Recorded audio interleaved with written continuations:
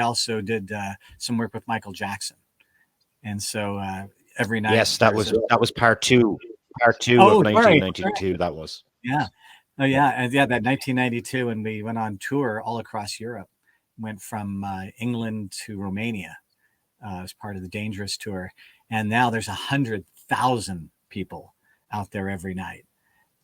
And we basically did sort of a magic trick and sort of a stunt.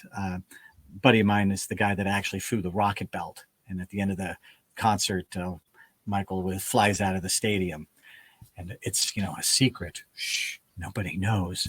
But my buddy Kinney was actually the guy who flew the rocket belt. And we had a little magic trick where Michael would get snuck off stage in such a way that nobody would see.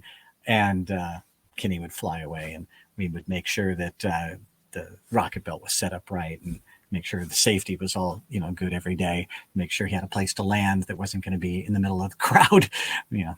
So, yeah, another one of those things where people are like, you have just the luck, of the Irish. You have gotten to do these amazing things, these amazing tours and fun stuff. I'm like, yeah, I don't know. I guess I'm just willing to do.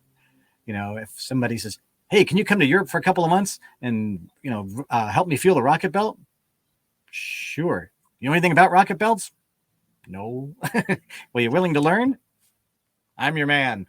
And so I got these just great opportunities to do really fun things. So Michael Jackson, in fact, had a stunt double for that. Yeah. And it's funny because Kinney was also Chuck Norris's stunt double. So you think, yeah, Michael Jackson, Chuck Norris, they're like twins, but sometimes you don't know. Sometimes it's your skill that gets you the job, not necessarily your ability to look like them. And when you look back on that footage, I know there's footage out there of this. Is it noticeable even to this day that there was a change? No. Yeah, and it's funny. I've had so many people who said, "Oh, I know how the change was done." I'm like, "Oh, really? Tell me how it was done." They said, "Trap door." I'm like, "Yeah, you got me. It's the trap door." It was actually a very cool little trick where we bring out this big box, and the box has the rocket belt inside it. Well, the rocket belt box also had Kinney inside it. And at one point, Michael bends over to help us pick up the rocket belt. And in that instant, Kinney steps out and Michael's now in the box. And so the box gets picked up by these big chains and it takes it off the stage. And nobody figures that you'd put a person in a box. And then especially somebody as, famous and person you got to protect is Michael Jackson. And we put him in a box and the box gets picked up with a crane and it takes it out. But everybody was convinced that it was a trap door. It's like, nah, it wasn't the way it was done. The magician David Copperfield actually designed the trick with all his stuff. And so it was very funny because by the time that rocket actually took off and he flew out over the crowd and did his whole thing, Michael was in his hotel room by that time. It was, I think the whole process was almost 15 minutes. So that box would take Michael off stage. They'd take him, put him in his limo, and out they'd go. And no traffic because everybody was still at the concert. Was that the idea behind it, just to kind of, because he was such a big star, maybe just to find a way of just getting him out of there without being, I suppose, hassled by people and stuff?